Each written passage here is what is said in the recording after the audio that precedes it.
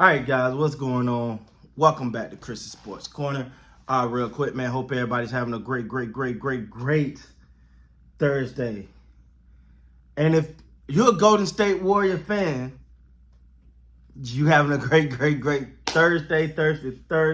That's right, man. They going back to the finals. That's right, man. Golden State Warriors going back to the finals. This was my pick. So I do feel good about my pick. I felt good all along, man, about the Golden State Warriors going to the final. And people were like, the Phoenix. I was like, I don't know, dog. I got Golden State. And I've been riding with them because I thought this was a year late, actually, because I said it was going to happen. I didn't say they were going to the finals last year. I said that pre the Clay injury. I said that I said they were going to be a scary team. And this y'all like, man, he's going to the finals. I got Golden State coming out of there, and needless to say, but let's talk, man. Now we know everything gonna happen, and they're gonna talk about this person, that person, this person, and kudos to this one, kudos to that one. But I want to shout out Kevon Looney. Get that man his props, man. He's and I know that if you can't see my screen, but I got my screen paused because after this I want to watch those ceremonies, stuff like that, because I have to do this for you guys, right? And I love it. So, but they gonna give out the award now. Remember, I'm posting this before they do it, so I'm recording this. I ain't gonna be posted before, but I'm recording before they actually make the announcement. So if it is Kevon Looney, shots out. But if not, that's who I think should get this series MVP, Kevon Looney. And it's just that man just works. And I mean, he just keeping the plays alive. He's rebounding. He's offensive rebounding. He's contesting shots. He's playing at an all-out level. Like, if you didn't know him, you would think, man, this is probably his first opportunity for one. He's going for it. Now, talking about the Dallas Mavericks, man, first of all, shout out to the Dallas Mavericks, man. They're getting better and better. Each year is a step. This year was another step.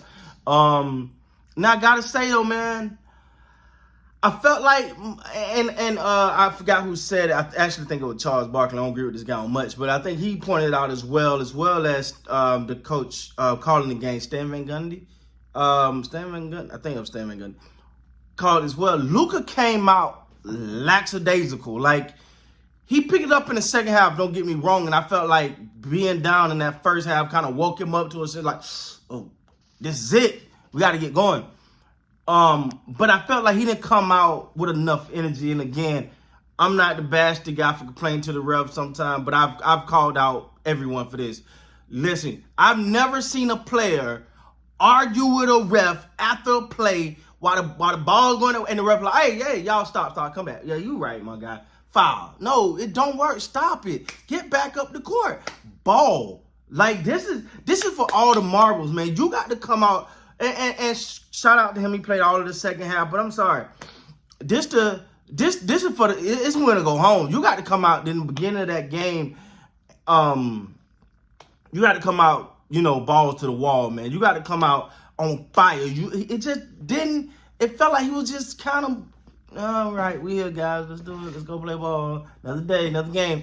I didn't feel that sense of urgency. I did start to feel it in that second half, but let's be real. It was too late for them to really come back. Even though they made a hell of a run and made it interesting at that point, I never thought that. I think it never got below 10. In that second. So I just got to say, man, and I got to go off, and I'm going to say it again, and I know some people going to say, Chris, you bugging. Chris, you crazy. I don't give a damn what you say. That boy Jordan Poole's a superstar, man. And I know, Chris is one season, you're bugging, you're tripping, something wrong with you. But, bro, when I see what I see, when I see a young man like that, because I ain't going to throw no names. You can pick a name and put here if you want. I can name some of them for you, some of your league MVPs that don't show up like that in the playoffs.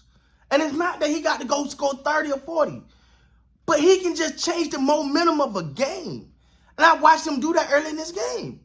When they started to get to going, it was him with the step back three, coming back down, locking in on defense.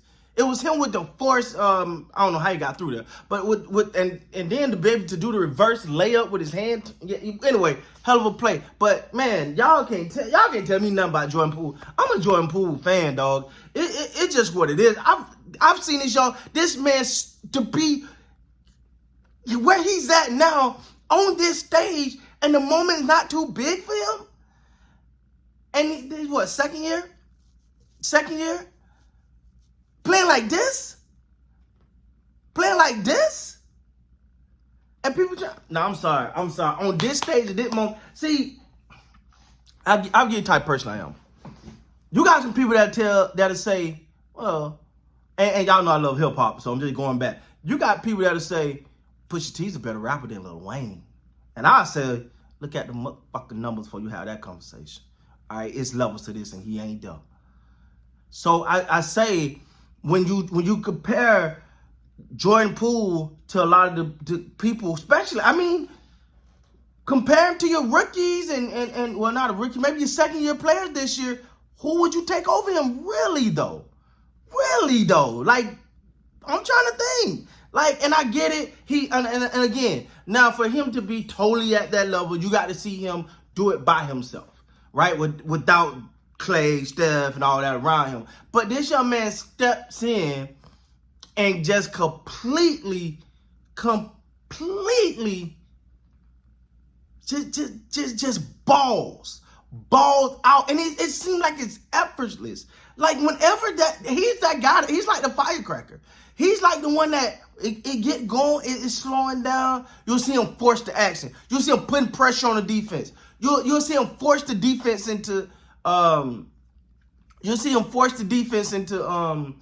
into pressure situation. Draymond Green. Now you know I ain't even got to the Splash Brothers yet, but Draymond Green got going early and often. They was up by damn near 20, and I think Steph had 5 points in the first half. 5 or 6 points in the first half, something like that. And they was up by 20. I knew this was over.